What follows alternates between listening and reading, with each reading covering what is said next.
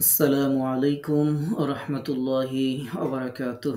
আল্লাহ তাআলার দরবারে শুকরিয়া আদায় করছি, কৃতজ্ঞতা প্রকাশ করছি যে মহান রব একান্ত মেহেরবানি করে আপনাকে, আমাকে, আমাদেরকে আল্লাহ পাক রব্বুল আলামিনের দেয়া সর্বশ্রেষ্ঠ নেয়ামত পবিত্র কুরআনুল কারীমের সান্নিধ্যে আসার জন্য কবুল করেছেন। যে আল্লাহ তাআলা এখনো পর্যন্ত হায়াত দিয়ে এই পৃথিবীর আলো বাতাসে চলাফেরা করার মতো তৌফিক একান্ত মেহেরবানি করে যে আল্লাহ তাআলা আপনাকে আমাকে দান করেছেন। দুনিয়ার সকল কর্মব্যস্ততা, অসুস্থতা, ক্লান্তি, অবসাদ, দুর্ঘটনা, বিপদ-আপদ থেকে হেফাজত করে যে আল্লাহ পাক রব্বুল আলামিন এই সময়টুকু কোরআনের জন্য দেয়ার ব্যবস্থা করে দিয়েছেন, এজন্য সেই মহান মুনিবের দরবারে আমাদের অন্তরের অন্তঃস্থল থেকে শুকরিয়া আদায় করছি। আমরা পড়ছি আলহামদুলিল্লাহ। দরুদ ও সালাম জানাচ্ছি আমাদের প্রিয় নবী সৈয়দুল মুরসালিন রাহমাতুল লিল আলামিন, যে নবীর উপর আল্লাহ পাক রব্বুল আলামিন তার এই পবিত্র কালামকে অবতীর্ণ করেছিলেন, যেই নবীর ওসিলায় আমরা হেদায়েতের আলো লাভ করেছি, আমরা আমাদের হৃদয়কে আলোকিত করেছি, যেই নবীর সুপারিশ এবং শাফায়াত লাভের মাধ্যমে আমরা জান্নাতের অধিবাসী হওয়ার স্বপ্ন দেখি, সেই নবীর প্রতি দরুদ ও সালাম জানাচ্ছি। আমরা পড়ছি সাল্লাল্লাহু আলাইহি ওয়াসাল্লাম। আল্লাহ তাআলার কাছে যথারীতি আমরা আমাদের তাফসীরের ক্লাসের শুরুতে প্রার্থনা করছি, মহান রব একান্ত মেহেরবানি করে আমরা যা কিছু শুনি সে অনুযায়ী আল্লাহ তাআলা আমাদেরকে আমল করে চলার তৌফিক দান করুন। আল্লাহ তাআলা জাল্লা শানুহু মেহেরবানি করে আমাদের এই আলোচনাকে, আমাদের এই আমলকে দুনিয়ার জীবনে শান্তি, রহমত ও বরকত এবং পরকালীন জীবনে নাজাতের ওসিলা হিসেবে আল্লাহ পাক রব্বুল আলামিন কবুল করে নিন। এই কামনায় আমরা আমাদের আজকের তাফসীরের ক্লাস শুরু করছি ইনশাআল্লাহ। আজকে আমাদের তাফসীর শুরু হবে সূরা আল মাআরিজ, পবিত্র কুরআনুল কারীমের ৭০ নম্বর সূরা, সূরা আল মাআরিজ এর ৮ নম্বর আয়াত থেকে। গতদিন আমরা ৭ নম্বর আয়াত পর্যন্ত তাফসীর শুনেছিলাম। আজকে আমরা ৮ নম্বর আয়াত থেকে শুনবো ইনশাআল্লাহ। আমরা আয়াতগুলোর তাফসীর শুনবো, সেই আয়াতগুলোর অর্থটা শুরুতে আমরা একটু জেনে নিই, এরপর আমরা সেটার তাফসীর শুনবো ইনশাআল্লাহ। আল্লাহ তাআলা জাল্লা শানুহু বলছেন, ইয়াউমা তাকুনুস সামাউ কাল মুহল। ইয়াউমা মানে হচ্ছে সেই দিন, তাকুনু হবে, সামা মানে আকাশ, আকাশ, কাল মুহল, মুহুল শব্দের অর্থ হচ্ছে গলিত ধাতু, কা মানে মতো, তো কাল মুহুলি মানে হচ্ছে গলিত ধাতুর মতো। সেদিন আসমান হয়ে যাবে গলিত ধাতুর মতো। এই দিন কোন দিন? এর আগের দিন আমরা যে পড়েছিলাম যে তাদেরকে যখন কিয়ামতের কথা শোনানো হতো, তো সেই সময় তারা বলতো যে এটি তো অনেক দূরের ব্যাপার। তো আল্লাহ পাক রব্বুল আলামিন তাদের জবাবে বলেছিলেন, ওয়া নারাহু করিবা, আর আমি দেখছি সেটা খুব নিকটে। অর্থাৎ সেই কিয়ামতের বর্ণনা আল্লাহ তাআলা বলছেন সেই কিয়ামত খুব নিকটে। এ পর্যন্ত আমরা গতদিন শুনেছিলাম। আজকে সেই কিয়ামতের ব্যাপারে আল্লাহ তাআলাই বর্ণনা দিচ্ছেন যে ইয়াউমা সেই দিন, তাকুনু সামা আসমান হয়ে যাবে, কাল মুহলি গলিত ধাতুর মতো। সেই দিন আসমান গলিত ধাতুর মতো হয়ে যাবে। ওয়া তাকুনুল জিবাল, ওয়া এবং তাকুনু হয়ে যাবে জিবাল, জিবাল মানে পর্বত সমূহ, পাহাড় সমূহ হয়ে যাবে কাল ইহন, ইহন মানে হচ্ছে রঙিন পশমের মতো, পাহাড়গুলো হয়ে যাবে রঙিন পশমের মতো। এরপর রব্বুল আলামিন বলছেন, ওয়ালা ইয়াসআলু, ওয়া এবং লা মানে না, ইয়াসআলু জিজ্ঞাসা করবে এবং জিজ্ঞাসা করবে না, হামিমুন, হামিম মানে খুব ক্লোজ বন্ধু, ক্লোজ ফ্রেন্ড, অন্তরঙ্গ বন্ধু, হামিমা বন্ধুকে। তো আর অন্তরঙ্গ বন্ধু তার অন্তরঙ্গ বন্ধুকে জিজ্ঞেস করবে না। ইউবাসসরুনাহুম, যে তাদেরকে দেখানো হবে, ইয়াওয়াদ্দু যে ইচ্ছা করবে, আল মুজরিম মুজরিম মানে হচ্ছে পাপিষ্ঠ, অপরাধী যারা তাদেরকে মুজরিম বলা হয় আরবিতে। ইয়াওয়াদ্দুল মুজরিমু, অপরাধীরা ইচ্ছা করবে, তাদেরকে দেখানো হবে লাউ যদি, ইয়াফতাদি তারা যদি মুক্তিপণ দিতে পারত, লাউ মানে যদি, ইয়াফতাদি যদি মুক্তিপণ দিতে পারত, মিন আযাব আযাব থেকে, ইয়াউমা ইজিন সেই দিন, বিবানি তার যে সন্তান ছিল সেই সন্তানদেরকে যদি মুক্তিপণ হিসেবে দিয়ে দিতে পারত, তাহলে তাদেরকে একে অপরের দৃষ্টিগোচর করানো হবে, তাদেরকে একে অপরের দৃষ্টিগোচর করানো হবে, একে অপরকে দেখবে আর কি, সহজ বাংলায় আমরা যদি বলি।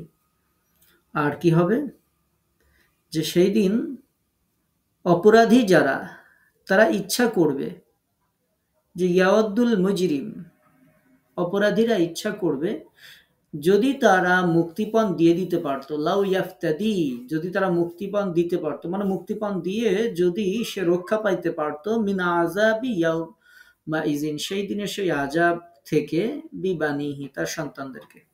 অপরাধী চাইবে যদি সে সেই দিন শাস্তি থেকে তার সন্তান সন্ততিকে পণ হিসেবে দিয়ে মুক্তি পেতে পারত, অর্থাৎ মুক্তিপণ হিসেবে তার সন্তানদেরকে দিয়ে সে যদি মুক্তি পেয়ে যেতে পারত, এইটা সে চাইবে। ওয়াসাহিবাতি শুধু সন্তানদেরকেই দিয়ে দিতে চাইবে না, ওয়াসাহিবাতি সে দিতে চাইবে তার স্ত্রীকে, ওয়া আখিহি এবং তার ভাইকে, এমনকি সেই আযাব থেকে বাঁচার জন্য সে তার স্ত্রীকে এবং তার ভাইকেও দিয়ে দিতে চাইবে মুক্তিপণ হিসেবে। শুধু এখানেই শেষ না, ওয়া ফাসিলাতিহি আল্লাহ পাক রব্বুল আলামিন বলছেন সে তার গোটা জাতিকে দিয়ে দিতে চাইবে, আল্লাতি তুউই যে জাতি তাকে আশ্রয় দিয়েছিল, যা তাকে আশ্রয় দিয়েছিল, তার জ্ঞাতি গোষ্ঠীকে যারা তাকে আশ্রয় দিয়েছিল তাদেরকেও সে দিয়ে দিতে চাইবে মুক্তিপণ হিসেবে, যে এদেরকে না, আমাকে শাস্তি দেওয়ার দরকার নাই। ওয়ামান ফিল আরদ শুধু জাতিগোষ্ঠীকে দিয়েই সে মুক্তি পাইতে চাইবে, এখানেই শেষ না, ওয়া এবং মান ফিল আরদ যে আছে জমিনে, যা আছে জমিনে, জামিয়ান তার সব কিছুই সে দিয়ে দিতে চাইবে, সুম্মা ইউনজি অতঃপর সে চাইবে যদি তাকে মুক্তি দেওয়া হতো, ইউনজি তাহলে, আর জমিনে যারা আছে তাদের সবাইকে সে দিয়ে দিতে চাইবে যাতে এটি তাকে রক্ষা করে, এটি যেন তাকে মুক্তি দেয়, এজন্য মুক্তি পাওয়ার জন্য সে সবাইকে দিতে চাইবে। আল্লাহ পাক রব্বুল আলামিন তাদের ব্যাপারে বলছেন কাল্লা কখনোই না, ইন্নাহা লাযা নিশ্চয়ই এটা হচ্ছে লাযা, লাযা মানে হচ্ছে লেলিহান শিখা, আগুনের লেলিহান আগুন, নাজ্জাআতাল লিশাওয়া নাজ্জাআ লেলিহানকারী, লিশাওয়া চামড়াকে লেলিহান করি মানে হচ্ছে চামড়াকে জ্বালিয়ে দেয়, বা চামড়াকে আমরা বলতে পারি খসিয়ে নেবে, এটা চামড়াকে খসিয়ে নেবে। এই শাওয়ার আর একটা অর্থ আছে যে মাথার চামড়া, যে মাথার চামড়াকে খসিয়ে নেবে, এটা মাথার চামড়াকে খসিয়ে দেবে। আবার কোনো কোনো অনুবাদে দেখবেন যে লেখা আছে যা গা থেকে চামড়াকে খসিয়ে দিবে, শরীর থেকে চামড়া খসিয়ে দিবে। আবার অনেকে এটা অর্থ করেছেন যে মাথার চামড়া খসিয়ে দেবে। তাদউ সে আহ্বান করবে, মান আদবারা যে পৃষ্ঠ প্রদর্শন করে, ওয়া তাওয়াল্লা মুখ ফিরিয়ে নেয়, অর্থাৎ এই জাহান্নাম আহ্বান করবে, জাহান্নাম তাকে ডাকবে, যে পৃষ্ঠ প্রদর্শন করেছিল, মুখ ফিরিয়ে নিয়েছিল, এই জাহান্নাম তাকে ডাকবে। জাহান্নাম সেই ব্যক্তিকে ডাকবে যে সত্যের প্রতি পৃষ্ঠ প্রদর্শন করেছিল, মুখ ফিরিয়ে নিয়েছিল। ওয়া জামাআ এবং সে সম্পদ পঞ্জীভূত করেছিল, জমা করেছিল, ফাআওয়া অতঃপর সে সেটাকে সংরক্ষিত করে রেখেছিল, সম্পদ জমা করে সংরক্ষণ করে রেখেছিল, এই সমস্ত ব্যক্তিদেরকে জাহান্নাম ডাকবে। তাহলে আমরা 8 থেকে 18 নম্বর আয়াত পর্যন্ত অনেকগুলো আয়াতের অর্থ আমরা শুনলাম, এরপরে আবার নতুন আলোচ্য বিষয়। তো আমরা আজকে এটুকুর ব্যাপারে আমরা একটু শুনি। আয়াতগুলো শুনেই আপনারা বুঝতে পারছেন যে কত ভয়াবহ। আল্লাহর কাছে শুরুতে শেষে মাঝে সবসময় প্রার্থনা করে, আল্লাহ আমাদেরকে বাঁচিয়ে দিন, আমাদের উপর দয়া করুন, রহম করুন। যে ভীতিকর ভয়ানক যে বর্ণনা আমরা শুনলাম, সূরা হাক্কাতে শুনেছি, এই সূরাতে শুনেছি। একজন সুস্থ স্বাভাবিক মানুষ যে কোরআনে বিশ্বাস করে, যে দ্বীনে বিশ্বাস করে, যার ঈমান আছে, সে ব্যক্তি এই আয়াতগুলো শুনলে তার ভীত সন্ত্রস্ত হওয়ারই কথা। খুব ভয়ানক আয়াত আমরা শুনলাম। আমরা এই আয়াতের উপর সংক্ষিপ্ত কিছু আলোচনা করব ইনশাআল্লাহ। আল্লাহ পাক রব্বুল আলামিন বলছেন, ইয়াউমা তাকুনু সামাউ কাল মুহল, যে সেই দিন আকাশ হবে গলিত ধাতুর মতো। আল্লাহ পাক রব্বুল আলামিন দিনটিকে বোঝানোর জন্য, কিয়ামতের সেই দিনটিকে বোঝানোর জন্য বিশ্বের বিস্তীর্ণ ক্ষেত্রে বহু দৃশ্য ছড়িয়ে রেখেছেন। আর তা বোঝানোর জন্য মানুষকে দিয়েছেন সুতীব্র এক অনুভূতি। এই দৃশ্যগুলো যেমন ভীতিকর, তেমনি সারা বিশ্বের বুকে এবং খোদ মানুষের অন্তরের মধ্যে সমানভাবে প্রকম্পন সৃষ্টিকারী। এজন্য আল্লাহ পাক রব্বুল আলামিন সেই ভীতিকর বর্ণনা দিচ্ছেন এভাবে, যেদিন এই যে মহাকাশ তোমরা দেখতে পাও, এই মহাকাশ বিগলিত তামার মতো হয়ে যাবে। ওয়াতাকুনুল জিবালু কালঈহন, আর পাহাড়গুলো ধুনিত তুলার মতো হয়ে যাবে।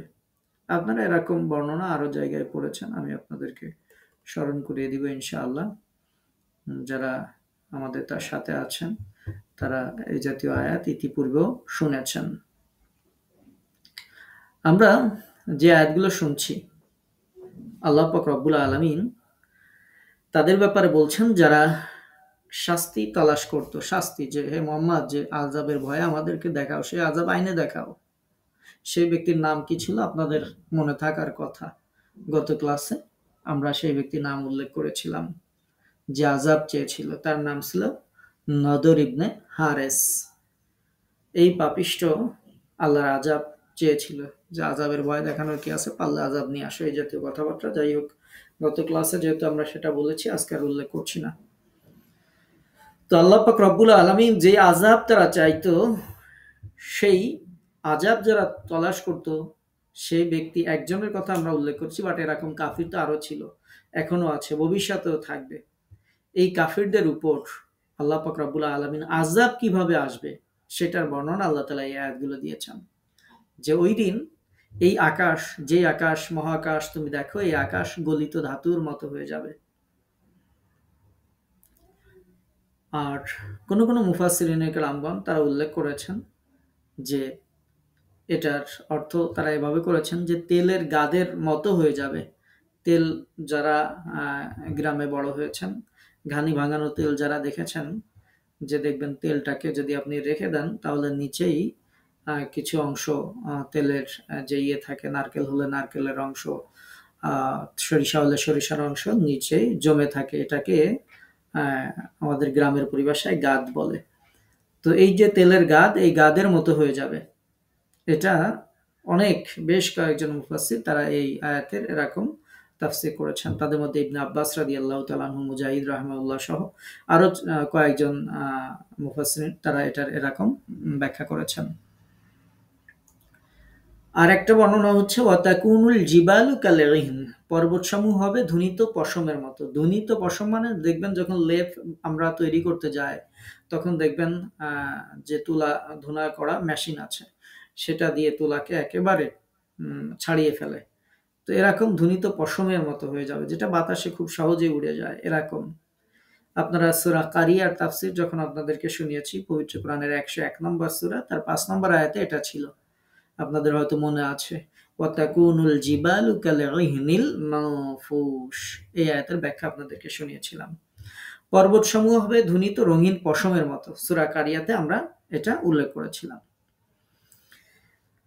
আল্লাহ পাক রব্বুল আলামিন এই দুটোর বর্ণনা, যেহেতু আমরা আগে বিভিন্ন সূরা তাফসীরে আমরা পাহাড়গুলো কেমন ধুনিত তুলার মতো হবে সেটার বর্ণনা আমরা দিয়েছি, যে পাহাড়গুলো কিভাবে উঠতে থাকবে, কিভাবে চূর্ণ বিচূর্ণ হবে, এরকম বিভিন্ন আলোচনা আমরা বিভিন্ন ইতিপূর্বের আয়াতের তাফসীর আমরা করেছি। সুতরাং এটির ব্যাপারে আমরা সামনে ইয়ে করছি না, যে স্বাভাবিকভাবে আমরা অগ্রসর হচ্ছি, এটির সম্পর্কে আমাদের সাথে যারা নিয়মিত তাফসির শোনান তারা এটার বর্ণনা সম্পর্কে জানেন। মূল কথা হচ্ছে যে সেই দিন যে পরিবর্তন সংঘটিত হবে, সারা বিশ্ব জাহানব্যাপী সেই পরিবর্তন দেখা যাবে। সবকিছুর সাথে পারস্পরিক সম্পর্কগুলো বিচ্ছিন্ন হয়ে যাবে। গ্রহ নক্ষত্র একটার সাথে অন্যটার যে যোগাযোগ এখন বিদ্যমান আছে সবকিছু থেমে যাবে। আর সেই দিন আকাশকে দেখা যাবে একেবারে গলিত তামার মতো দেখা যাবে সেই দিন আকাশকে। এটা হচ্ছে মূল কথা। আমরা বিজ্ঞানের ভাষায় আপনাদেরকে বিভিন্ন সময় শোনাই যে প্রাকৃতিক বিজ্ঞানী যারা আছে, জ্যোতির্বিদ যারা আছে, তাদের জ্ঞান গবেষণার জন্য এটা অত্যন্ত সহায়ক বিষয়। এ সকল বিজ্ঞানীদের মতে সেই মহাপ্রলয়ের দিন আকাশের মধ্যকার গ্রহ নক্ষত্রগুলো তরল পদার্থে পরিণত হওয়ার পর বায়বীয় বা গ্যাসের আকার ধারণ করবে। এটা বর্তমানে যারা বিজ্ঞানী তাদের বর্ণনা। অতঃপর আরো কয়েকটি বিবর্তনের মাধ্যমে প্রবাহমান তরল অবস্থায় পৌঁছে যাওয়ার পরই এটা সংঘটিত হবে। কিয়ামতের দিন সবকিছু জ্যোতিহীন হয়ে যাবে, যেমন পুনরায় বলা হয়েছে আর যখন তারকারাজি জ্যোতিহীন হয়ে যাবে, এটা উল্লেখ আছে। এরপর হয়তো সবকিছু ঠান্ডা হয়ে যাবে এবং সবকিছু পুনরায় বায়বীয় পদার্থের রূপ নেবে। এবং সেটা কেমন হবে আমরা বিজ্ঞান দিয়ে শুধু এটুকু কল্পনা করতে পারি, বা বিজ্ঞানীরা আমাদেরকে এরকম তথ্য দিয়ে থাকেন। বাট সেটার প্রকৃত অবস্থাটা কেমন হবে সেটা একমাত্র আল্লাহ পাক রব্বুল আলামিনই ভালো জানেন, আমরা জানি না। আমরা যা বলি এগুলো আল্লাহ তাআলা যেটা বলেছেন সেটার উপর সম্ভাবনাময় কথা আমরা বলে থাকি যে এরকম এরকম হতে পারে। বাট কেমন হবে, প্রকৃতিটা কেমন হবে সেটা আল্লাহ তাআলাই ভালো জানেন। তো এজন্য আমরা সূক্ষ্মভাবে বা বিস্তারিত আমরা একেবারে অ্যাকুরেটলি আমরা বলতে পারি না, আল্লাহ তাআলাই ভালো জানেন। তো আমরা শুধু এটুকু জানলাম যে গলিত ধাতুর মতো, তামার মতো এরকম হয়ে যাবে। আর পাহাড়গুলো ধুনিত পশমের মতো, পশম যেমন উড়তে থাকে যখন তুলা দুনাই করে দেখবেন পশমগুলো চারপাশে উড়তে থাকে, পৃথিবীর পাহাড়গুলো এরকম একদম উড়তে থাকবে। সেগুলো সব একেবারে লেভেল গ্রাউন্ড হয়ে যাবে, সম্পূর্ণ সমান হয়ে যাবে। আল্লাহ পাক রব্বুল আলামিন এরপরে বলছেন ওয়ালা ইয়াসআলু হামিমুন হামিমা। দুনিয়াতে বন্ধু বন্ধুর জন্য জান দিয়ে দেয়। একজন মহব্বতের মানুষ তার মহব্বতের মানুষের জন্য নিজের জীবনকে বিসর্জন দিয়ে দেয়। ভালোবাসায় একজন আরেকজনকে অসুস্থতার কারণে কিডনি পর্যন্ত দিয়ে দেয়। কত কিছুই একজন আরেকজনের জন্য করে, একজন বন্ধু আরেকজন বন্ধুর জন্য কত কিছুই করে। হামিম মানে হচ্ছে অন্তরঙ্গ বন্ধু।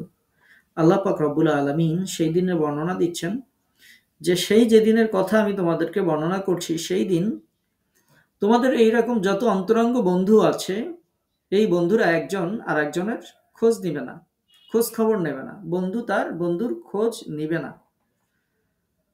তাদের সেই সময়কার কথাই আল্লাহ পাক রব্বুল আলামিন বলছেন। কেন নিবে না? কারণ সেদিন প্রত্যেক অপরাধী ব্যক্তি চাইবে নাজাত পেতে। তো এই নাজাতের চিন্তায় মানুষ এত অস্থির থাকবে যে কেউ কারো খোঁজ খবর নেওয়ার কোনো সুযোগ পাবে না। এই একই রকম বর্ণনা আছে সূরা আবাসা, আপনাদেরকে মনে হয় শুনিয়েছি। সূরা আবাসার তাফসীর ৩৭ নম্বর আয়াতে একটা আয়াত ছিল যেটা ছিল এরকম লিকুল্লি ইমরিম মিনহুম ইয়াউমা ইযিন শাআনুন ইউগনি। সেই দিন তাদের প্রত্যেকের হবে এমন গুরুতর অবস্থা যা তাকে সম্পূর্ণরূপে ব্যস্ত রাখবে। অর্থাৎ নিজে এত বেশি ব্যস্ত থাকবে, কোথায় কার বন্ধু বান্ধব, ছেলে মেয়ে, সন্তান, স্বামী, স্ত্রী, এগুলো ডাজন্ট ম্যাটার, এগুলো তার কাছে কোনো বিষয় হবে না। সে এদিকে ফিরে তাকানোর সুযোগ পাবে না। আর দেখলে তো পালায়া যাবে। ইয়াউমা ইয়াফিরুল মারউ মিন আখিহি, সে আয়াতটা আপনাদের মুখস্থই আছে। সেদিন মানুষ পালায়ন করবে ভাই থেকে, বোন থেকে, স্বামী থেকে, স্ত্রী থেকে, সন্তান থেকে, পিতামাতা থেকে। সেদিন মানুষ পালায়া যাবে। আল্লাহ পাক রব্বুল আলামিন এরকম কথা পবিত্র কুরআনুল কারীমের আরো বিভিন্ন জায়গায় উল্লেখ করেছেন।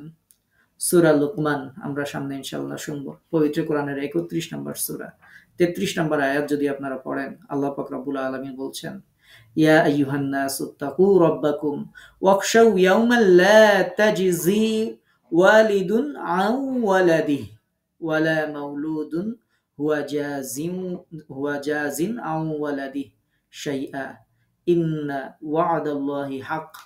আল্লাহ পাক রব্বুল আলামিন বলছেন, হে মানব জাতি, তোমরা তোমাদের রবকে ভয় করো এবং ভয় করো সেই দিনের যখন পিতা সন্তানের কোনো উপকারে আসবে না এবং সন্তানও কোনো উপকারে আসবে না তার পিতার। নিশ্চয়ই আল্লাহর প্রতিশ্রুতি সত্য। আল্লাহ তাআলা সূরা লুকমানে এভাবে হুঁশিয়ার করে দিয়েছেন যে আমরা যেন ভয় করি আমাদের রবকে এবং সেই দিনকে ভয় করি যেই দিন পিতা সন্তানের কোনো উপকারে আসবে না, সন্তানও পিতার কোনো উপকারে আসবে না। আল্লাহ তাআলা বলছেন যে আল্লাহর এই ওয়াদা, আল্লাহর এই প্রতিশ্রুতি এটা সত্য। আল্লাহ তাআলা সূরা ফাতির পবিত্র কোরআনের 35 নম্বর সূরা 18 নম্বর আয়াতে আল্লাহ তাআলা বলছেন যে ওয়া ইন তাদউ সম্ভবত আয়াতটা এরকম ওয়া ইন তাদউ মুসকালাতুন ইলা হিমলিহা, এরকম একটা আয়াত সম্ভবত, যে যার অর্থটা এরকম যে কোনো বহনকারী অন্যের বোঝা বহন করবে না। কোনো ভারাক্রান্ত ব্যক্তি যদি কাউকে এটা বহন করতে আহ্বান করে তাহলে তার কিছুই বহন করা হবে না, নিকট আত্মীয় হলেও করা হবে না। আল্লাহ পাক রব্বুল আলামিন সূরা মুমিনুনের মধ্যে বলেছেন ফাইযা নুফিখা ফিস-সূর ফালা আনসাবা বাইনাহুম ইয়াওমাইযিন ওয়ালা ইয়াতাসাআলুন, যেদিন সিংহায় ফুৎকার দেওয়া হবে সেদিন পরস্পরের মধ্যে আত্মীয়তার বন্ধন থাকবে না এবং একে অপরের কোনো খোঁজ খবর নেবে না। আমরা এখন আমাদের অন্তরঙ্গ বন্ধুর কথা যেমন উল্লেখ করা হয়েছে, এরপরে এই আয়াতের মধ্যে আমরা আমাদের সন্তান, স্বামী, স্ত্রী, বিভিন্ন মানুষের বর্ণনা আমরা পেয়ে যাব। তো আল্লাহ পাক রব্বুল আলামিন, আমরা সন্তানদের চিন্তায় বাবা মা পাগল হয়ে যান যদি একটু বাইরে থাকেন, দৃষ্টির আড়ালে থাকেন, খোঁজ খবর না পান। স্বামী স্ত্রীর জন্য এরকম ভাবে টেনশন করে, যারা মহব্বতের মানুষ একজন আর একজনের জন্য, বন্ধু বন্ধুর জন্য এরকম টেনশন করে, খোঁজ খবর নেয়। কিন্তু আল্লাহ পাক রব্বুল আলামিন বলছেন যে সেই দিন আত্মীয়তার এই বন্ধনগুলো থাকবে না, কেউ কারো খোঁজ খবরও নিবে না, একে অন্যের খোঁজ খবরও নিবে না। এবং সেই দিন শুধু খোঁজ খবর নিবে না তা না, সূরা আবাসার সেই আয়াতটি আমি আবারও উল্লেখ করছি। আল্লাহ পাক রব্বুল আলামিন সূরা আবাসা আপনারা পড়েছেন, আপনাদের মনে আছে 34, 35, তারপরে 36, 37 এই আয়াতগুলো। আল্লাহ পাক রব্বুল আলামিন এই আয়াতগুলো তো বলছেন খোঁজ খবর তো নেবেই না, এমনকি ইয়াউমা ইয়াফিরুল মারউ মিন আখিহি ওয়া উম্মিহি ওয়া আবিহি ওয়া সাহিবাতিহি ওয়া বানিহি লিকুল্লি ইমরিম মিনহুম ইয়াউমা ইযিন শাআনুন ইউগনি। সেদিন মানুষ পালায়ন করবে তার ভাই হতে, তার মা থেকে, তার পিতা থেকে, তার স্ত্রী থেকে, তার সন্তান থেকে। সেদিন তাদের প্রত্যেকের হবে এমন গুরুতর অবস্থা যা তাকে সম্পূর্ণরূপে ব্যস্ত রাখবে। তো আল্লাহ পাক রব্বুল আলামিন এটি উল্লেখ করেছেন পবিত্র কোরআনের বিভিন্ন জায়গায়, তার অনেকগুলো আয়াত আপনাদেরকে শোনালাম। তো তাহলে এই দিন বন্ধু বন্ধুর কোনো খোঁজ নেবে না, কিন্তু এই খোঁজ নেওয়ার সাথে সাথে এমন না যে তার দেখা হবে না, বিষয়টি এমন না, দেখা হবে কিন্তু খোঁজ নেবে না। তাদেরকে একজনকে ইউবাসসরুনাহুম, একজনকে আর একজনকে দেখানো হবে, কিন্তু এই দেখানোর পরেও কেউ কারো খোঁজ নেবে না। যে একজন আর একজনকে দেখার পরেও এত ব্যস্ত থাকবে যে ভালো মন্দ জিজ্ঞেস করা তো দূরে থাকা, আরো পালায়ন করবে, যেটা তো আপনারা শুনলেন, কেউ কারো খোঁজ নেবে না। আল্লাহ পাক রব্বুল আলামিন এরপরে বর্ণনা দিচ্ছেন যে খোঁজ তো নেবেই না, এমনকি ইয়াওয়াদ্দুল মুজরিমু লাউ ইয়াফতাদি মিন আযাবি ইয়াউমাইযিন বিবানি। আল্লাহ তাআলা বলছেন এই আযাব থেকে রক্ষা পাওয়ার জন্য সেই দিন যারা অপরাধী তারা তাদের সন্তানদেরকে মুক্তিপণ হিসেবে দিয়ে দিতে চাইবে। দুনিয়াতে সন্তানদেরকে বাঁচানোর জন্য বাবা মা জান দিয়ে দিতে চায় যে আল্লাহ আমারে নিয়ে নাও, কিন্তু আমার সন্তানটাকে সুস্থ রাখো, সন্তানটাকে দুনিয়াতে বাঁচায় রাখো। একজন মা যখন গর্ভধারণ করেন, যদি ক্রাইসিস মোমেন্ট হয়, মা চায় যে যদি ডাক্তার তাকে অপশন দেয় যে হয় সন্তান বাঁচবে, না হয় মা বাঁচবে, মা বলে দেয় যে আমার জীবনের দরকার নেই, যা হয় হবে, আমার অনাগত সন্তান তাকে আপনারা বাঁচিয়ে রাখেন। তো যেই সন্তানের জন্য মা এভাবে তার জীবন দিয়ে দিতে চায়, যেই সন্তানের জন্য পিতা তার জীবন দিয়ে দিতে চায়, হাড় ভাঙায় খাটুনি খাটে, পরিশ্রম করে, জীবনের তার অর্জিত সব সম্পদটুকু সন্তানের সুখের জন্য, সন্তানের শান্তির জন্য যেই পিতামাতা ব্যয় করে, যেই ভালোবাসা, যেই মহব্বত, যেই আন্তরিকতা, এত কিছু দৃষ্টির আড়ালে হলে মা ঘুমাতে পারে না, বাবা স্থির থাকে না। যেই সন্তানকে এত বেশি ভালোবাসে, আল্লাহ পাক রব্বুল আলামিন বলছেন ইয়াওয়াদ্দুল মুজরিম, অপরাধী যদি কেউ হয়েই যায় তাহলে সে চাইবে লাউ ইয়াফতাদি মিন আযাবি ইয়াউমাইযিন বিবানি, সে চাইবে যে আল্লাহ আমার এই সন্তান নিয়ে নাও, এই সন্তান নিয়ে তাকে প্রয়োজনে শাস্তি দাও, মানে ভাষাটা এরকম যে কিন্তু আমি যেন বেঁচে যাই। তার মূল বক্তব্য থাকবে হচ্ছে যে আমি যেন বাঁচে যাই, প্রয়োজনে আমার সন্তান নিয়ে নাও, অর্থাৎ সন্তানকে দিয়ে যে নিজে বেঁচে যাইতে চাইবে। আল্লাহ পাক রব্বুল আলামিন বলছেন যে সেই অপরাধীরা সেই দিন তাদের এই শাস্তির বদলে দিতে চাইবে তাদের সন্তান সন্ততিকে, যে আল্লাহ আমার শাস্তি দেওয়ার দরকার না, আমার সন্তানদেরকে নিয়ে নাও, প্রয়োজনে তাদেরকে শাস্তি দাও, কিন্তু আমাকে বাঁচাও। আল্লাহ পাক রব্বুল আলামিন বলছেন তার এই কামনা বাসনা এটা শুধু তার সন্তানের মধ্যেই সীমাবদ্ধ থাকবে না, ওয়াসাহিবাতিহি, এটা ছড়িয়ে পড়বে, ওয়াসাহিবাতিহি, তার যে স্ত্রী ছিল, সাহিবাতি মানে সাহেব মানে সঙ্গী। তো দুনিয়াতে আমরা যাদের সাথে থাকি বেশি সময় সে হচ্ছে স্বামী স্ত্রীর সম্পর্ক। তো এখানে ওই সাহিবাতিহি মানে স্বামী স্ত্রী, স্বামী চাইবে স্ত্রীকে নিয়ে নাও, স্ত্রীকে দিয়ে দাও জাহান্নামে, বাট আমাকে বাঁচায় দাও আল্লাহ। আবার স্ত্রী চাইবে লাগলে স্বামীকে নিয়ে নাও আল্লাহ, কিন্তু আমাকে বাঁচায় দাও, স্বামী আমার ঠিক মতো টেক কেয়ার করে নাই, আমাকে দিনের পথে চালায়নি আল্লাহ, লাগলে স্বামীরে জাহান্নামে দিয়ে দাও, কিন্তু আমাকে বাঁচায় দাও। আবার স্বামী ব্লেম দিবে যে আল্লাহ না, ও আমার কথা শোনে নাই, এরকম এরকম করছে আল্লাহ, পারলে কটা মিথ্যা কথা টথা বলে দিবে, যাও আল্লাহ যেন আমার স্ত্রী নিয়ে নাও, কিন্তু আমাকে তুমি বাঁচিয়ে দাও। ওয়াসাহিবাতিহি, সে তার সাথীকে সে দিয়ে দিতে চাইবে, যদিও এই আয়াতের ম্যাক্সিমাম জায়গায় অর্থ করা হয়েছে যে তার স্ত্রীকে সে দিয়ে দিতে চাইবে। এরপরে শুধু আল্লাহর কাছে এই ফরিয়াদ করেই সে শেষ করবে না, সে আরো বদলা দিতে চাইবে, আল্লাহ আরো যদি লাগে ও আখিহি, আমার ভাইকে নিয়ে নাও। দুনিয়াতে যে ভাই ছিল, ভাই ভাইয়ের জন্য জীবন দেয়, কত ভালোবাসা, কত মহব্বত, কত আন্তরিকতা। ও আখিহি, সেই ভাই যে ভাইকে সে এত ভালোবাসতো, মায়ের পেটের ভাই, সেই ভাইকে বলবে আল্লাহ আমার ভাইকে নিয়ে যাও, প্রয়োজনে তাকে শাস্তি দাও, কিন্তু আমাকে বাঁচিয়ে দাও। আল্লাহ পাক রব্বুল আলামিন বলছেন তার কামনা বাসনা শুধু এখানেই সীমাবদ্ধ থাকবে না, সে বলবে ওয়াফাসিলাতিহিল্লাতি তুউই, হে আমার রব, তুমি যদি চাও আমার জ্ঞাতি গোষ্ঠী যারা আছে তাদেরকেও নিয়ে নাও, যেই বংশে সে জন্মগ্রহণ করেছিল, যেই বংশের মানুষেরা তাকে আশ্রয় দিয়েছিল, তার জ্ঞাতি গোষ্ঠী আপনজন, যেই লোকেরা তাকে সারাটা জীবন আগলে রেখেছিল। আপনারা দেখবেন এখনো বাংলাদেশের বিভিন্ন অঞ্চলে এখনো ফাইট হয়, যুদ্ধ হয়, শুধু বাংলাদেশে না পৃথিবীর বিভিন্ন জায়গায়, জাতি গোষ্ঠীর জন্য। অমুক গোষ্ঠীর লোকরে মারছে, চল, কে মারছে, কার এত বড় সাহস আছে আমাদের এই বংশের গায়ে হাত দিল, চল ওদের 14 গোষ্ঠী সব উদ্ধার করে দিয়ে আসি। মানুষেরা বংশের জন্য, গোত্রের জন্য জীবন দিয়ে দেয়। রাসূল করিম সাল্লাল্লাহু আলাইহি ওয়াসাল্লামকে যেই যুগে প্রেরণ করা হয়েছিল সেই যুগের মানুষেরা গোত্রে গোত্রে যুদ্ধ হইল, সেটা এমনও অবস্থা হতো যে সামান্য একটু বকরির পানি খাওয়া নিয়ে দুই গোত্রের মধ্যে ঝগড়া লাগছে, সেটা বছরের পর বছর, যুগের পর যুগ চলে গেছে। কোন কোন যুদ্ধ বংশ পরস্পরাই হতো, যে বাবা যুদ্ধ করে গেছে অমুক গোত্রের বিরুদ্ধে, এরপর সন্তানরা করতো, একেবারে 30, 40, 50 বছর যাবত যুদ্ধ চলতো। আউস খাজরাজের যুদ্ধের কথা আপনারা জানেন, আল্লাহ রাসূল হিজরত করার পরে দুই গোত্রের মধ্যে মিল করেছিলেন। বনু বকর এবং বনু তাগলিব গোত্রের যুদ্ধের কথা আপনারা জানেন, যেই যুদ্ধগুলো ছিল এরকম দীর্ঘস্থায়ী। তো যেই গোত্রের জন্য আমাদের বাংলাদেশে ব্রাহ্মণবাড়িয়া, তারপরে বিভিন্ন জায়গা আছে, শৈলকুপা, তারপরে এরকম বিভিন্ন ডিস্ট্রিক্ট আছে, যেই ডিস্ট্রিক্টগুলোতে কুষ্টিয়া, বিভিন্ন জায়গায় এখনো মানুষেরা গোত্রে গোত্রে যুদ্ধ হয়, গোত্রে গোত্রে মারামারি হয়।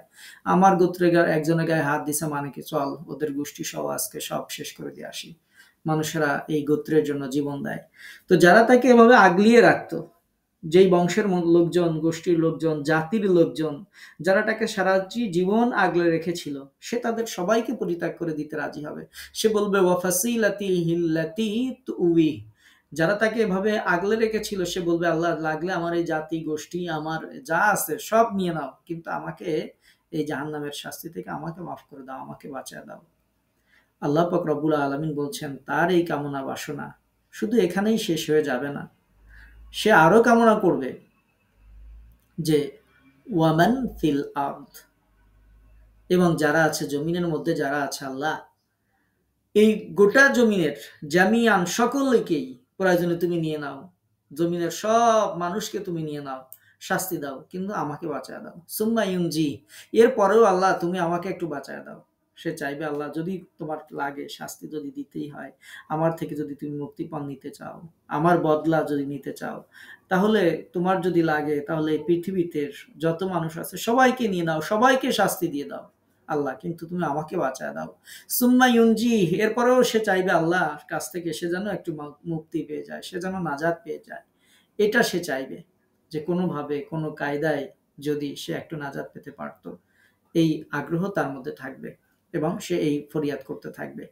আল্লাহ পাক রব্বুল আলামিন তার এই ফরিয়াদগুলো, এই আয়াতগুলোতে আল্লাহ তাআলা সেই অপরাধীদের ফরিয়াদ, আমরা যেমন সূরা হাক্কার মধ্যে তাদের বিলাপ শুনেছি যে বাম হাতে আমলনামা দিলে কি অবস্থা হবে, সেখানে যেমন ভীতিকর অবস্থার বর্ণনা আল্লাহ তাআলা দিয়েছেন, ঠিক এখানেও আল্লাহ পাক রব্বুল আলামিন আরেকটা বর্ণনা উপস্থাপন করেছেন যে আল্লাহ পাক রব্বুল আলামিন তাদের চোখে এই দৃশ্যটা দেখিয়ে দিতে চেয়েছেন, যে আযাব তোমরা কামনা করো সেই দিনের অবস্থা এমন না, সেই দিনের অবস্থা হবে এত ভয়াবহ যে সেই দিন প্রত্যেক অপরাধী ব্যক্তি চাইবে নাজাত পেতে, তাতে যদি তার সন্তানদেরকে, ছেলে মেয়েদেরকে মুক্তিপণ হিসেবে দেওয়ার প্রয়োজন হয় তা দেওয়ার জন্য সে প্রস্তুত হয়ে যাবে। যদি তার প্রিয়তমা জীবন সাথীকে যদি দিয়ে দিতে হয়, স্ত্রীকে যদি দিয়ে দিতে হয় সে দিয়ে দিবে, তার গোষ্ঠীর লোকজন যারা তাকে আগলে রেখেছিল তাদেরকে যদি দিতে হয় তাহলে সে দিয়ে দিবে। এমনকি পৃথিবীর সমুদায় অর্থ সম্পদের মালিকও যদি হতো সেই দিন এই বিপদ থেকে রক্ষা পাওয়ার জন্য এই পৃথিবীর সমস্ত সম্পদ সে দিয়ে দিত।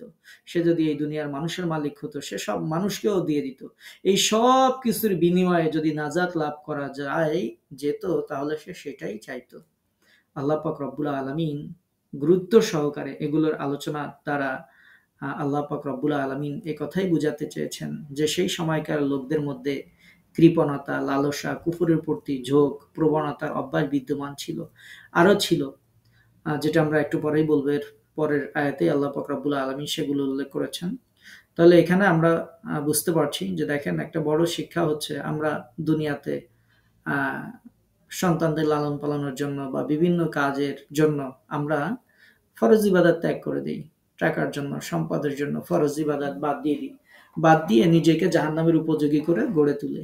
আল্লাহ তাআলা কাউকে শাস্তি দিতে চান না, কিন্তু বান্দাই শাস্তিকে ডেকে আনে। তো এটা আমরা চাই, অথচ দেখেন যাদের জন্য আমরা এত কষ্ট করি, আল্লাহর হুকুম পালন করি না, অন্য অন্য কিছু থেকে বিরত থাকি, তাদের অবস্থাটা কি হবে আল্লাহ তাআলা সেটা এই আয়াতগুলোর মধ্যে উল্লেখ করেছেন যে কোনো সম্পর্কই থাকবে না, না পিতা পুত্রের সম্পর্ক, না স্বামী স্ত্রীর সম্পর্ক, না ভাই ভাইয়ের সম্পর্ক, না পিতা মাতার সম্পর্ক, পিতার ইয়ের সম্পর্ক, কোনো সম্পর্কই থাকবে না। সবকিছু সে দিয়ে দিতে চাইবে, এমনকি যত সম্পদ আছে সমস্ত সম্পদও সে দিয়ে দিতে চাইবে। দেওয়ার পরে সে বলবে শুধু যদি আল্লাহ আমাকে একটু বাঁচায় দাও, যদি আমি মাফ পাইতাম। আল্লাহ তাআলা সেটার জবাবে আল্লাহ পাক রব্বুল আলামিন বলছেন যে কাল্লা, কখনোই না, ইন্নাহা লাযা, এটা হচ্ছে লাযা, কখনোই হবে না, এটা হচ্ছে লাযা, জাহান্নাম এবং উহার উত্তাপের যে প্রচণ্ডতা সেটাকে বর্ণনা করছেন আল্লাহ তাআলা এভাবে, যেটা দগ্ধ করবে। লাযা, লাযা মানে হচ্ছে লেলিহান আগুন, আমরা বলেছি যেটা দগ্ধ করবে। এবং এই দগ্ধ করাটা যেন তেন স্বাভাবিক কোনো দগ্ধ করা হবে না। আল্লাহ পাক রব্বুল আলামিন বলছেন নাজ্জাআতাল লিশাওয়া। অনুবাদের সময় আপনাদেরকে বলেছি যে একটা অনুবাদ হচ্ছে যেটা মাথার চামড়া খসিয়ে দেবে, এই আগুন দগ্ধ করে আগুনের যন্ত্রণা দিয়ে আগুন জ্বালিয়ে তার মাথার চামড়া খসিয়ে দিবে, আর একটা হচ্ছে শরীরের চামড়া খসিয়ে দেবে। তো এটার বিস্তারিত ব্যাখ্যা আছে বিভিন্ন গ্রন্থে।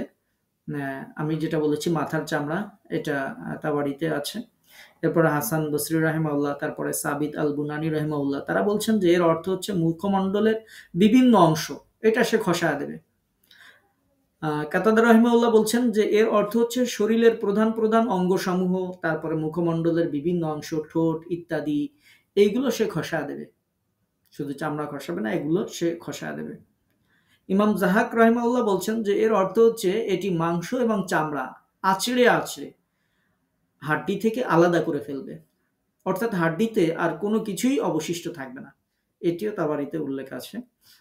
অর্থাৎ অবস্থা কত ভয়াবহ হবে যদি একজন মানুষের, চিন্তা করেন, কল্পনা করেন, যদি আমাদের শরীর থেকে চামড়া খসিয়ে নেওয়া হয়, যদি হাড্ডি থেকে মাংস খসিয়ে নেওয়া হয়, মানুষ তো সেদিন মরবে না। লা ইয়ামুতু ফিহা ওয়ালা ইয়াহইয়া, জাহান্নামের মধ্যে মানুষ মরবে না আবার বাঁচার মতো বাঁচবেও না, এত যন্ত্রণা সে ভোগ করবে। তো সেই দিন তার এই হাড্ডি মাংস, হাড্ডি থেকে মাংসকে আলাদা করে ফেলা হবে, চামড়াকে আলাদা করে ফেলা হবে। আল্লাহ তাআলা আমাদেরকে হেফাজত করুন। ইবনে জায়েদ রাহিমাহুল্লাহ বলছেন এটা হলো হাড্ডির মজ্জা, যেটা থেকে সবকিছুকে আলাদা করে দেওয়া হবে।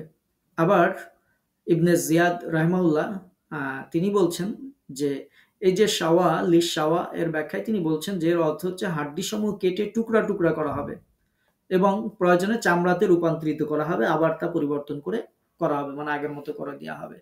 তাহলে চিন্তা করেন, একজন জীবন্ত মানুষকে যদি এরকম কেটে টুকরো টুকরো করা হয়, জাহান্নামের মধ্যে কোনো মৃত্যু নেই, জান্নাতে কোনো মৃত্যু নেই, তাহলে সে কতটা কষ্ট অনুভব করবে। আল্লাহ তাআলা আমাদেরকে হেফাজত করুন, রহম করুন সেই শাস্তি থেকে। আল্লাহ পাক রব্বুল আলামিন সেই ভয়াবহ শাস্তির কথা আল্লাহ পাক রব্বুল আলামিন উল্লেখ করছেন, যে এই শাস্তি যখন মানুষকে দেয়া হবে, তখন যদি এরকম শাস্তি কাউকে দেয়া হয়, তাহলে আপনারা এমনি বুঝতে পারছেন, সে দুনিয়াকে যদি 10টা দুনিয়ার মালিকও তাকে বানা দেওয়া হয়, তবুও সে সব দিতে চাইবে যে আল্লাহ তারপরেও আমাকে এই শাস্তি থেকে বাঁচাও। এটা সে অবশ্যই অবশ্যই চাইবে। তো আল্লাহ পাক রব্বুল আলামিন সেটাই কথা বলছেন, যে এই যে ভয়াবহ আযাব, এই আযাব থেকে আত্মরক্ষার জন্য সে তার প্রিয়তম যত জিনিস ছিল সে মুক্তিপণ হিসেবে দিয়ে দেওয়ার জন্য সে আল্লাহর কাছে ফরিয়াদ করবে, কিন্তু এগুলো তার কোনো উপকারে আসবে না। কোনো বিনিময় বা কোনো মুক্তিপণ সেই দিন গ্রহণ করা হবে না। ওই আগুনের শাস্তিতে নিক্ষেপ করা হবে যা লেলিহান শিখাযুক্ত, যেগুলো ভীষণভাবে প্রজ্বলিত, সেগুলো তার গা থেকে চামড়াকে খসিয়ে দিবে, অস্থি থেকে মাংসকে শূন্য করে দিবে, শিরাগুলোকে করে দিবে একেবারে নিষ্কাশিত, তার পদনালী হয়ে যাবে কর্তিত, তার চেহারাকে করে দিবে একেবারেই কুৎসিত বিবর্ণ, প্রত্যেক অঙ্গ প্রত্যঙ্গকে সে নষ্ট করে দিবে, তার অস্থি মানে হাড় যেটাকে আমরা বলি, এটা হয়ে যাবে চূর্ণ বিচূর্ণ। এরকম কঠিন ভয়ানক শাস্তি আল্লাহ পাক রব্বুল আলামিন দান করবেন। আল্লাহ পাক রব্বুল আলামিনের কাছে আবারও আমরা প্রার্থনা করছি, আল্লাহ দয়া করে যেন আমাদেরকে মাফ করে দেন, আমাদেরকে যেন আল্লাহ পাক রব্বুল আলামিন হেফাজত করেন। এখন এই এত বড় শাস্তি আল্লাহ তাআলা কেন দিবেন, আল্লাহ পাক রব্বুল আলামিন সেটা এর পরের আয়াতে বলেছেন। এরপরে আরো 2টা আয়াত আমরা অনুবাদ পড়েছি। এর পরের এই 2টা আয়াতে আল্লাহ পাক রব্বুল আলামিন বলছেন যে তার কারণ হচ্ছে তাদউ, তাকে ডাকা হবে মান আদবারা ওয়া তাওয়াল্লা। এই যে আগুনের বর্ণনা দেয়া হলো, যে আগুন তাকে চূর্ণ বিচূর্ণ করে ফেলবে, চামড়া ছাড়া ফেলবে, গোশত হাড্ডি আলাদা করে ফেলবে, টুকরা টুকরা করে ফেলবে, এই যত ধরনের শাস্তির কথা আমরা শুনলাম, এই ভয়ানক আগুন সুন্দর ভাষায় এবং উচ্চ স্বরে তাকে ডাকবে। কাকে ডাকবে? যে ব্যক্তি দুনিয়ার জীবনে সত্যের প্রতি পৃষ্ঠ প্রদর্শন করেছিল, মুখ ফিরিয়ে নিয়েছিল। একজন মানুষকে আপনি দাওয়াত দিলেন, ভাই আপনি কোরআন পড়তে পারেন না, আসেন একটু কোরআনটা শেখেন। একজন বোনকে আপনি বললেন, মনে করেন আপনার বোনকে বললেন, আত্মীয়কে বললেন, সহকর্মীকে বললেন, সহপাঠীকে বললেন, মানুষকে ডাকলেন, কিন্তু সে একেবারে তুচ্ছ তাচ্ছিল্যের সহকারে সে এটার দ্বারে কাছে আসলো না, দিন মানার চেষ্টা করলো না। একজন মানুষকে নামাজের দাওয়াত দেওয়া হলো, সে শুনলো না। একজন মানুষকে আল্লাহর একটা বিধান জানানো হলো, সেটা সে পালন করলো না। এভাবে দেখা যাচ্ছে আমরা মানুষকে আল্লাহর পথে ডাকলাম, বা অন্য কেউ আল্লাহর পথে ডাকলো, কিন্তু সে একেবারে আর যা, তোর মতো কত হুজুর দেখছি, নতুন নতুন হুজুর হয়েছে, এই জন্য তোমার মধ্যে একটু ফিলিংস কাজ করছে, কতজন কত কথাই তো বলে।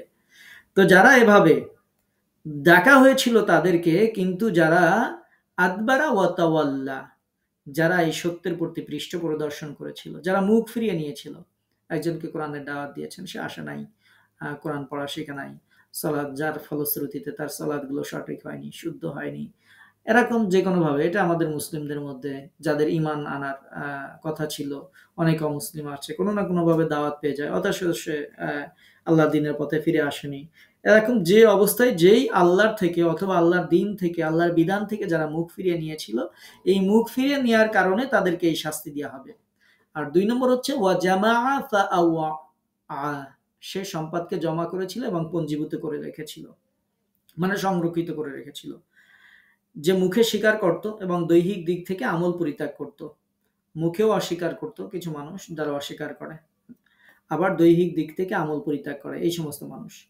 যে সম্পদ শুধু জমা করেই রাখতো এবং আল্লাহ তাআলার জন্য সে ব্যয় করেনি, যেমন আল্লাহ তাআলা যাকাত দিতে বলেছেন, সে যাকাত দেয়নি। আল্লাহ তাআলা যেগুলো সদকা করতে বলেছেন সে করে নাই, সম্পদ পঞ্জীবিত সংরক্ষিত করে রেখেছিল। প্রিয় নবী সাল্লাল্লাহু আলাইহি ওয়াসাল্লাম বলেছেন যে তোমরা সম্পদ পঞ্জীবিত সংরক্ষিত করে রেখো না, অন্যথায় আল্লাহও তোমাদের পাপগুলোকে পঞ্জীবিত করে সংরক্ষিত করে রাখবেন। তো এটা ছিল ভয়ানক একটা অপরাধ, যেটা তৎকালীন সময়ে ছিল পৃথিবীতে, বর্তমানেও আছে। পাশের বাড়ি একজন খেতে পায় না, আর একজন দেখা যাচ্ছে যাকাত না দিয়ে সম্পদকে জমা করছে। আল্লাহ তাআলা সূরা তাওবা সহ পবিত্র কোরআনের বিভিন্ন জায়গায় এটির ভয়াবহ শাস্তির কথা বলেছেন। এখানে যে ভয়ানক শাস্তির কথা আমরা শুনলাম, সেই শাস্তির কারণ হচ্ছে, একটা হচ্ছে তাকে দ্বীনের প্রতি ডাকা হয়েছিল, সে মুখ ফিরিয়ে নিয়েছিল, পৃষ্ঠ প্রদর্শন করেছিল, তাচ্ছিল্য করেছিল, কুফরের প্রতি সে অগ্রসর হয়েছিল, নবীকে উপেক্ষা করেছিল, মিথ্যাবাদী সাব্যস্ত করার প্রচেষ্টা করেছিল, গোমরাহির প্রতি ঝুঁকেছিল, এই যে মানুষ যা যা করে আপনার সামনে, আপনি আমি চোখে যা যা দেখতে পাই, সত্যকে থেকে মুখ ফিরিয়ে নেওয়ার জন্য মানুষ যা যা করে আর কি, দিনের দায়ীদেরকে অবজ্ঞা করে, ব্লেম দেয়, এরপরে সেটা থেকে ফিরে থাকে, যা যা করে আর কি, এই মুখ ফিরিয়ে নেওয়ার কারণ। আর দ্বিতীয় কারণ ছিল যে এই সম্পদ জমা করা এবং সেটি আল্লাহর রাস্তায় ব্যয় না করা, বিশেষ করে জাকাত না দেয়া। সম্পদ জমা আছে কিন্তু জাকাত দেয় নাই, এটা খুব ভয়ানক অপরাধ। যেই সময় এই আয়াতগুলো নাজিল হয়েছিল সেই সময়ের আরবের অবস্থা ছিল যে সাধারণভাবে লোকেরা ব্যবসা বাণিজ্য করত, বিশেষ করে সুদি কারবার করত, ধন সম্পদ সঞ্চয় করত। বর্তমানেও মানুষেরা সুদের সাথে জড়িত। আবার মানুষেরা বিভিন্ন ধরনের কথা বলে, আরে যা ওইটাও এরকম এটাও এরকম। তো অর্থাৎ এই কথা বলে নিজের সুদকে হালাল করতে চায়। তো এরকম মানুষেরা যুগে যুগে ছিল, আছে, থাকবে। সূরা বাকারার তাফসীর আমরা করেছি, সেখানে সূরা বাকারার একটা বিরাট অংশ শেষের দিকে এই ব্যাপারে আলোচনা হয়েছে, যার কারণে আমি আর সেটাকে দীর্ঘায়িত করছি না। তো এই কাজগুলো বেশি করে করতো তৎকালীন সময়ে কুরাইশদের যত নেতা ছিল, তারা ছিল এটার হোতা। তারা শীত গ্রীষ্ম দুইটি মৌসুমে কাফেলাগুলো যারা বিদেশে বাণিজ্য করত, তাদের প্রতিনিধিরাই যাত্রা করতো আর কি, নেতাদের প্রতিনিধিরাই যাত্রা করত। এবং তাদের মধ্যে ধন সম্পদ বৃদ্ধির জন্য একটা প্রতিযোগিতা চলতো। সম্পদ বৃদ্ধির লোভ এবং তাদের অন্তরের সংকীর্ণতা কারণে তারা অভাবগ্রস্তদেরকে তারা প্রত্যেকটি ক্ষেত্রে বঞ্চিত করত। তারা এতিমদেরকে সর্বনাশ করত।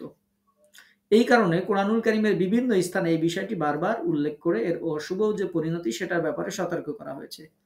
তো আপনারা মনে করেন না যে সেই যুগে মানুষেরাই খালি এতিমদেরকে ঠকাইতো। এই যুগেও অনেক মানুষ আছে যাদের অনেক সম্পদ আছে, কিন্তু তারপরেও তাদের ভাতিজা, তাদের দেখা যাচ্ছে যে কি বলে, ভাগিনী ছেলের বিভিন্ন ইয়েটিয়ে যাদেরকে আর কি এতিম আছে, তাদেরকে এই যুগেও মানুষেরা ঠকায়, এই যুগেও মানুষেরা তাদের সম্পদ গ্রাস করে নেয়। যারা এরকম গ্রাস করে আল্লাহ পাক রব্বুল আলামিন তাদেরকে ভয়ানক শাস্তি দিবেন। আল কোরআনুল কারিমে এই লোভ লালসাকে দমন করার আল্লাহ তাআলা অনেক ব্যবস্থা করেছেন, যেমন এখানে এই ভয়ানক বর্ণনার কথা উল্লেখ করেছেন। মক্কা বিজয়ের আগে ও পরে লোভ লালসার টানাপোড়েনে থাকার কারণে যে দেখা যাচ্ছে কুরাইশদের মধ্যে অনেকেই এই সত্য থেকে, দিন থেকে, ইসলাম থেকে তারা মুখ ফিরিয়ে নিয়েছিল। এবং বিশেষ করে আর একটি বিষয় রয়েছে, সেটি হচ্ছে সেই সময় সুদি কারবার ছিল, যেটা বর্তমানেও আছে। এ বিষয়ে পবিত্র কুরআনুল কারীমের বিভিন্ন জায়গায় সতর্ক বানিয়ে এসেছে। আর তৎকালীন আরব সমাজে মানুষের ধন সম্পদ মেরে খাওয়ার প্রবণতা ছিল। বিশেষ করে যেটা বললাম, এতিমদের অসহায়ত্বের সুযোগ নিয়ে একেবারে তাদের এতিমদের সম্পদগুলো তারা একেবারে করে ফেলতো, সর্বশান্ত করে ফেলতো।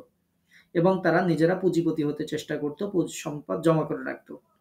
এবং তারা এতিম মেয়ে যদি কেউ হতো, তারপর যে জুলুম আরো বেশি করতো, সম্পদের লোভে জোর করে তাকে অন্য কোথাও বিয়ে দিয়ে দিতে চাইতো, বিভিন্ন কিছু করতো আর কি। তারপরে যদি কেউ অভাবের কারণে হাত পাততো, তাদেরকে ধমক দিত। যদি কেউ এতিম হতো, তার প্রতি নির্দয় ব্যবহার করত।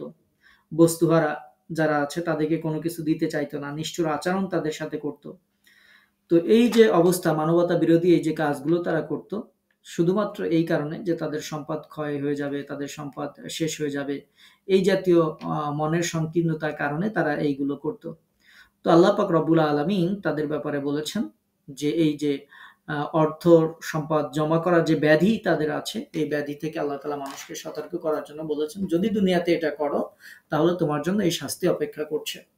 যদি সম্পদ জমা করো, যদি আল্লাহর রাস্তায় জাকাত না দাও। আমাদের সমাজে অনেক মানুষ আছে যারা নামাজ পড়ে কিন্তু জাকাত দেয় না, কারণ নামাজ পড়তে তো টাকা খরচ হয় না, কিন্তু জাকাত দিতে গেলে তো সম্পদ থেকে একটা অংশ দিয়ে লাগে। এজন্য নামাজ পড়ে, তারপরে পর্দা করে, বিভিন্ন কিছু করে, কিন্তু জাকাত দিবে না। এরপর অনেক মানুষ আছে যে সবকিছু করে, তসবিহ তাহলিল জিকির আজগার করে, কিন্তু হজ করবে না, কারণ হজ করতে গেলে তো অনেক টাকা তার চলে যাবে, অথচ তার উপর হজ ফরজ। তো এরকম যারা করে, আল্লাহ পাক রব্বুল আলামিন তাদের কথা এই আয়াতে উল্লেখ করেছেন যে তাদেরকে এই শাস্তিগুলো দেয়া হবে। তাহলে শেষের দুই আয়াতে আমরা পাইলাম এই শাস্তির কারণ আল্লাহ তাআলা বর্ণনা করেছেন। একটা কারণ হচ্ছে যারা দিন থেকে মুখ ফিরিয়ে নেয়। এজন্য মনে রাখবেন, আমাদের দায়িত্ব হচ্ছে মানুষকে আল্লাহর পথে ডাকা। আপনি দিন শিখছেন, কোরআন শিখছেন, তাফসীর শুনছেন, আপনার যারা পরিচিত আছে, রিলেটিভ আছে, অবশ্যই তাদেরকে দাওয়াত দিতে হবে। যদি আমরা দাওয়াত না দিই, আমাদের ধরা খেয়ে যাওয়ার বহুত সম্ভাবনা আছে। তারাই বিলেম দিবে আমাদেরকে যে অমুক তুমি তো শুনছিলা, তুমি তো কোরআন তাফসীর শুনছো, তুমি তো এটা করছো, কিন্তু আমাকে তো কোনোদিন ডাকো নাই। আমাদের দায়িত্ব হচ্ছে ডাকা, কে আসলো না আসলো সেটা আমাদের দেখার বিষয় না। আমাদের দায়িত্ব হচ্ছে মানুষের কাছে এই কোরআনের দাওয়াত পৌঁছে দেওয়া। একজন মানুষও যদি আপনার আহ্বানে কোরআনের হেদায়েত পায়, একজন মানুষেরও যদি জীবনটা পরিবর্তন হয়, একজন মানুষও যদি আল্লাহর জাহান্নাম থেকে মুক্তি পেয়ে যায়, সেটা হবে আপনার আমার জীবনের জন্য সবচেয়ে বড় সফলতা। হয়তো ওই ব্যক্তির কারণে আল্লাহ তাআলা আমাদেরকেও নাজাত দিয়ে দিতে পারে। এজন্য সবসময় মনে রাখবেন, আপনি যে আমলটা করছেন, আপনি কোরআন সহি করে শিখছেন, আর একজনকে সহি করে শেখানোর চেষ্টা করবেন, শেখার প্রতি উদ্বুদ্ধ করবেন, দাওয়াত দিবেন। আপনি তাফসীর শুনছেন। আমাদের সমাজে স্বাভাবিকভাবে মানুষেরা সুরের সাথে, গল্পের সাথে পরিচিত। আমাদের দেশে প্রচুর পরিমাণে তাফসীর মাহফিল হয় আলহামদুলিল্লাহ। তো এর মধ্যে দেখা যায় কোরআন থেকে কথা হয়, অনেকেই কম বলেন, অনেক আলেমরা আলহামদুলিল্লাহ সুন্দর আলোচনা করেন। কিন্তু একটা ব্যাপক অংশ আছে যারা কোরআন থেকে কথা না বলে বিভিন্ন গল্প, গুজব, কিচ্ছা কাহিনী, বিভিন্ন কিছু যার কোনো ভিত্তি নেই, এটা বর্ণনা করে।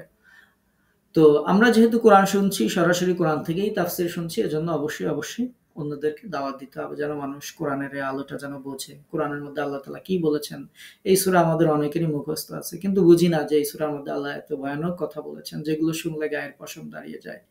আল্লাহ তাআলার কাছে আমাদেরকে প্রার্থনা করতে হবে, আল্লাহ তাআলা যেন আমাদেরকে এই ভয়ানক শাস্তি থেকে হেফাজত করেন। অন্যদেরকে দাওয়াত দিতে হবে। আল্লাহ তাআলা দয়া করে যেন সবাইকে, আমাদের আশা থাকবে, ইচ্ছা থাকবে, আকাঙ্ক্ষা থাকবে, শুধু আমি একা জান্নাতে যাব না, আমার পরিবার, আমার পরিজন, আমার বন্ধু বান্ধব, সহপাঠী, সহকর্মী, যারাই আছে না কেন, যাদের সাথে আমার পরিচয় আছে এই পৃথিবীতে, আমরা চাইবো যে আমরা সকলেই মিলে যেন আল্লাহর জান্নাতে প্রবেশ করতে পারি। এটা একজন মুমিনের কামনা থাকবে, একজন মুমিনের বাসনা থাকবে। আল্লাহ রাসূল বলেছেন, মুমিন হচ্ছে সেই ব্যক্তি যে নিজের জন্য যা ভালো পছন্দ করে, অন্যের জন্য সেটা পছন্দ করে। তো এইজন্য অবশ্যই আমাদেরকে সেই কামনা বাসনা, আগ্রহ, সেটা আমাদের মধ্যে থাকতে হবে এবং সেটার জন্য কাজ করতে হবে। তো আল্লাহর কাছে প্রার্থনা করছি, মহান রব এই ভয়ানক শাস্তি থেকে আমাদেরকে হেফাজত করুন। আল্লাহ পাক রব্বুল আলামিন আপনাকে, আমাকে, আমাদের সকলকে এই কঠিন শাস্তি থেকে রক্ষা করুন। ওয়া মা তাওফীক ইল্লা বিল্লাহ। আজকের তাফসীরের ব্যাপারে কারো যদি কোনো প্রশ্ন থাকে তাহলে বলতে পারেন।